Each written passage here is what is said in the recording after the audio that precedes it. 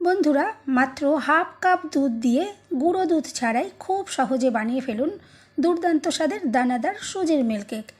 মিষ্টি কিছু খেতে ইচ্ছে হলে দোকান থেকে নয়, এই রেসিপি ট্রাই করতে পারেন। খুব কম সময় ঝটপট তৈরি করা যায়, আর দেখে তো বুঝতেই পারছেন কতটা দুর্দান্ত দেখতে হয়েছে। সম্পূর্ণ ভিডিও দেখতে থাকুন। রেসিপি ভালো লাগলে লাইক, শেয়ার, কমেন্ট ও সাবস্ক্রাইব করে পাশে থাকবেন। দেখে নেওয়া যাক আজকের রেসিপি।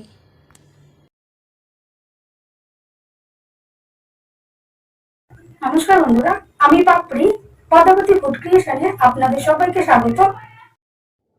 প্রথমে গ্যাস জ্বালিয়ে একটা কড়াই বসিয়ে দিয়েছি, দিয়ে দিলাম 1 কাপ সুজি। আমি এখানে সরু দানার সুজি ব্যবহার করেছি। সরু দানার সুজি দিয়ে এই মিল্ককেকগুলো বেশি সুন্দর তৈরি হবে। এরপরে গ্যাসের ফ্লেম মিডিয়ামে রেখে ক্রমাগত নাড়াচাড়া করে সুজি ভেজে নেব, যাতে এর মধ্যে সুন্দর একটা কালার চলে আসে। দেখুন, দেখে তো বুঝতেই পারছেন কত সুন্দর কালার চলে এসছে। ঠিক এভাবেই একটু কালার করে ভেজে নিতে হবে। দেখুন, আমি খুব সুন্দর করে এটা ভেজে নিয়েছি। এখন গ্যাসের ফ্লেম একদম লোতে করে দিলাম। আর এখানে আমি দিয়ে দিচ্ছি 2 চামচ ঘি। আমি এখানে যেহেতু জমাট বাঁধা ঘিটা ব্যবহার করছি, সেই জন্য আমি এখানে 2 চামচ মতো প্রায় দিয়ে দিলাম। যদি লিকুইড ঘিটা দেন তাহলে একটু বাড়িয়ে দিতে হবে ঘিয়ের পরিমাণটা। দেখুন, এরপরে নাড়াচাড়া করে খুব ভালো করে এটা আবারও আমি কয়েক সেকেন্ড একটু নাড়াচাড়া করে এভাবে ভেজে নেব। আর গ্যাসের ফ্লেম একদম লোতে দিয়েই করতে হবে। আর এতে সুন্দর একটা ফ্লেভার আসবে, খেতে অসাধারণ লাগবে। দেখুন, ঘিটা দিয়ে খুব ভালো করে আমি এটা নাড়াচাড়া করে রেডি করে নিলাম।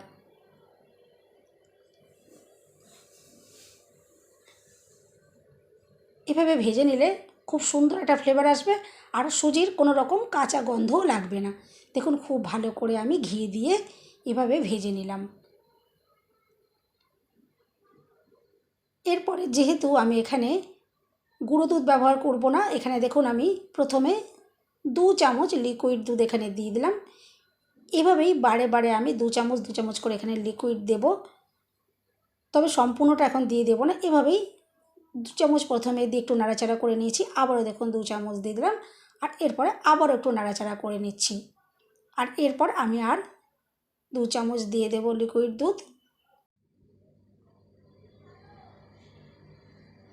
আর এই 2 চামচ লিকুইড দুধ দেওয়ার পর এখানে আমি দিয়ে দিচ্ছি ঘরে তৈরি করে রাখা মালাই। দেখুন, মালাইটা দিয়ে দেওয়ার পর এরপরে খুব ভালো করে নাড়াচাড়া করে মিশিয়ে নিতে হবে। আমি এখানে গুঁড়ো দুধের ব্যবহার করলাম না। আপনারা যদি গুঁড়ো দুধ দিয়ে করতে চান তাহলে সম্পূর্ণ সুজির এই মিশ্রণটাকে আগে ঠান্ডা করে নিতে হবে, তারপরে আপনারা এখানে হাফ কাপ মতো গুঁড়ো দুধ দিতে পারেন। তবে আমি গুঁড়ো দুধ দিলাম না, তাই আমি এখানে দেখুন ঘরে তৈরি করে রাখা মালাইটা দিয়ে খুব ভালো করে সুজিটা নাড়াচাড়া করে নিচ্ছি। আর এতে সুজিটা ঠান্ডা করার কোনো রকম প্রয়োজন হবে না। আর দেখুন, আমি সুজিটা দেখুন এখন একটু মাঝখানটা ফাঁকা করে নিচ্ছি। আলাদা করে চিনির শিরা তৈরি করার কোনো প্রয়োজন পড়বে না। আমি দেখুন এই মাঝখানটা যে ফাঁকা করে নিলাম, এখানে আমি দিয়ে দিচ্ছি হাফ কাপের থেকে একটু বেশি পরিমাণে চিনি। আর গ্যাসের ফ্লেম একদম লোতে রাখতে হবে। আর এখানে অল্প করে একটু জল, প্রথমে দেখুন একদম 2 চামচ মতো এখানে জল দিয়ে দিলাম। এরপর আমি আরও 2 চামচ মতো জল দেখুন দিয়ে দিলাম। একদম ছোটো যে 4 চামচ হয় সেই চামচের মতন জল দিলাম। আর গ্যাসের ফ্লেম তো একদম লোতে রয়েছে। এরপর দেখুন একটু নাড়াচাড়া করে দিচ্ছি যতক্ষণ না পর্যন্ত চিনিটা গলে যায়। এভাবে আমি মাঝে মাঝে একটু নাড়াচাড়া করে দিচ্ছি, আর চিনিটা গলে যাওয়া পর্যন্ত ওয়েট করব। আলাদা করে চিনির শিরা তৈরি করার কোনোই প্রয়োজন হবে না। দেখুন, বারে বারে আমি একটু নাড়াচাড়া করে দিচ্ছি। এখানে সুন্দর ফ্লেভারের জন্য 2টো ছোটো এলাচ আমি একটু থেতো করে দিয়ে দিলাম। আর এরপরে হাফ কাপ আমি লিকুইড দুধ এখানে দিয়ে দিলাম। চিনিটা এখন সম্পূর্ণ গলে গেছে। চিনিটা গলে যাওয়ার পরে আমি এখানে হাফ কাপ লিকুইড দুধ দিয়ে দিলাম। আর এরপরে নাড়াচাড়া করে খুব ভালো করে পাক আনতে হবে। এভাবে নাড়াচাড়া করতে করতে দেখবেন সুন্দর এখান থেকে পাক আসবে, আর কড়াইয়ের গা থেকে ছেড়ে যাবে।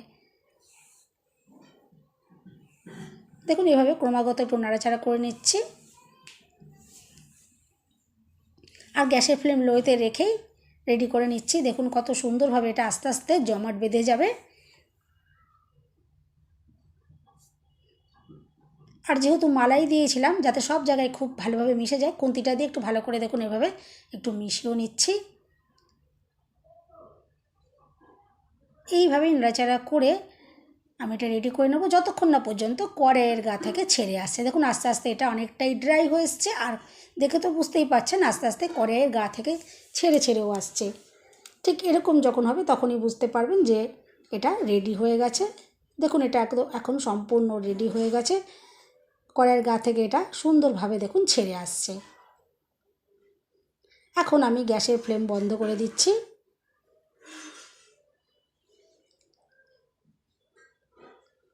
গ্যাসের ফ্লেম বন্ধ করার পরে দেখুন একটু কয়েকবার আমি একটু নাড়াচাড়াটা করে দিচ্ছি, যাতে এটা কোনোভাবেই না কড়াইয়ের গাতে আটকে যায়। আর এখন দেখুন খুব তাড়াতাড়ি একটা জায়গা আমি রেডি করে নিয়েছি। এখানে একটা জায়গা নিয়ে নিয়েছি, আর সাদা খাতার পাতা আমি এভাবে দেখুন তেল দিয়ে মাখিয়ে রেডি করে নিচ্ছি। হাতের কাছে যদি বাটার পেপার থাকে সেটাও আপনারা দিতে পারেন, কিন্তু আমি হাতের কাছে দেখুন সাদা যে খাতার পাতা হয় সেটা একটু দিয়ে দিলাম, তেল মাখিয়ে দিলাম। আর আমি এখানে পেস্তা আর আমন্ডের কুচি দেখুন একটু ছোটো ছোটো কুচি করে কেটে এখানে দিয়ে দিয়েছি। এখন যে সুজির মিশ্রণটা তৈরি করে নিয়েছিলাম সেটা গরম গরম অবস্থাতেই এখানে সেট করতে হবে। দেখুন আমি দিয়ে দিচ্ছি, আর একটু খুন্তি দিয়ে চেপে চেপে এটা ভালো করে সেট করে দেব, যাতে সব জায়গায় সুন্দরভাবে এটা ছড়িয়ে যায়। দেখুন এভাবে ভালো করে আমি এটা সেট করে নেব।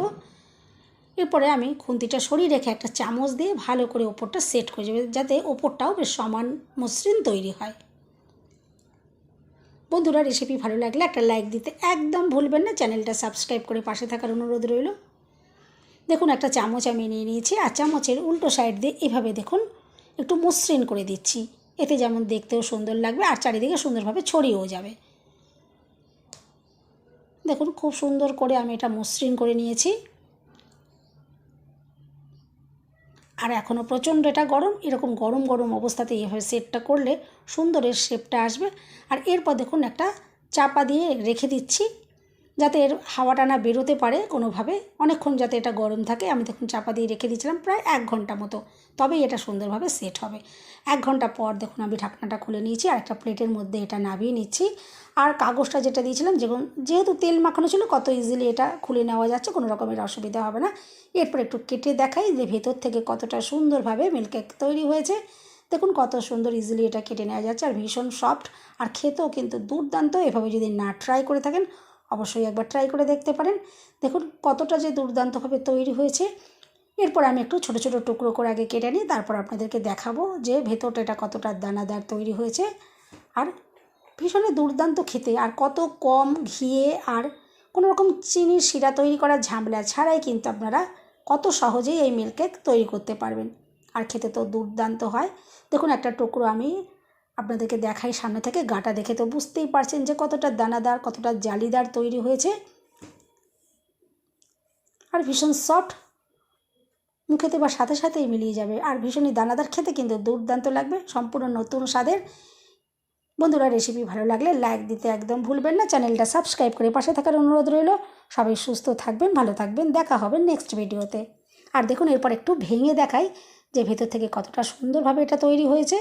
দেখুন কতটা দুর্দান্ত দেখতে লাগছে, বাড়ির প্রত্যেকের ভীষণ পছন্দ হবে। এভাবে অবশ্যই একবার ট্রাই করতে পারেন। আশা করছি আজকের রেসিপি আপনাদের ভালো লাগলো।